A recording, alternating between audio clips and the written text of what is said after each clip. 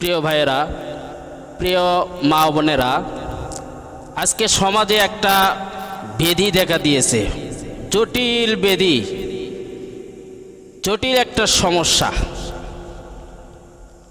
আমাদের সমাজে এই সমস্যাটা বেশি।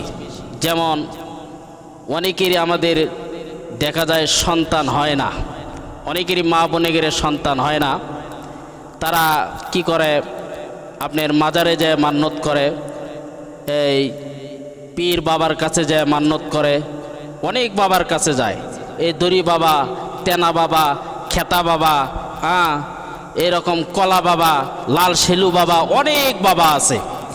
এই বাবাগুলোর কাছে যে তারা দোয়া চায় এবং তাদের কাছে মান্যত করে এবং তাদের কাছ থেকে কবিরেজি নেয় যে আমার সন্তান হইতেছে না, আপনি একটু দেখেন, আমাকে কিছু দেখেন, আমার কি হয়েছে, এগুলো মানে তাদের সঙ্গে পরামর্শ করে।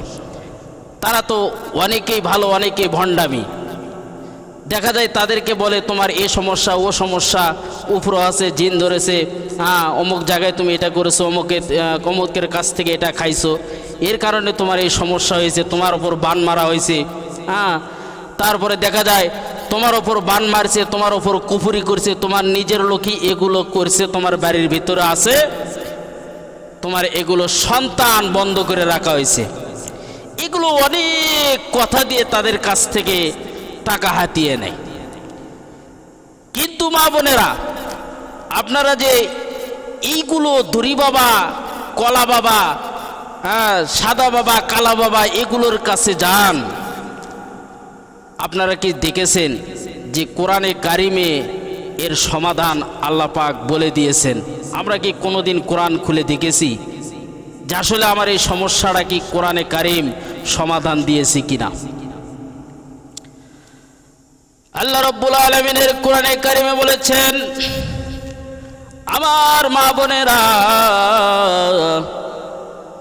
আমি একটা সূরার নাম বলে যাব, আমি একটা সূরার নাম বলে যাব, সেই সূরাটা আপনারা কোরআনে কারিম খুলে দেখবেন। সূরার নাম হলো নূর। কি নাম?